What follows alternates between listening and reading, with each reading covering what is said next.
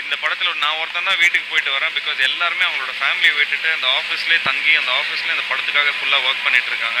நிச்சயமாக இந்த படம் வந்து ஒரு ரொம்ப ரொம்ப ரொம்ப முக்கியமான ஒரு படமாக இருக்கும் என்னோட கெரியரில். ஏன்னா அவங்களோட உழைப்புக்கு பின்னாடி நிச்சயமாக நான் அதோட எல்லா எஃபர்ட்ஸும் கொடுக்கணும். ஸோ அதுக்காக எல்லா விதமான ஏற்பாடுகள் போயிட்டுருக்கு. இந்த ப்ரிப்ரேஷன் எல்லாமே ரொம்ப நல்லா போயிட்டுருக்கு. ஸோ நான் ரொம்ப எக்ஸைட்டடாக இருக்கிறேன் இந்த படம் வெளியே வரதுக்கு. ஸோ நிச்சயமாக இந்த படம் ஒரு வெற்றி படமாக இருக்கும்.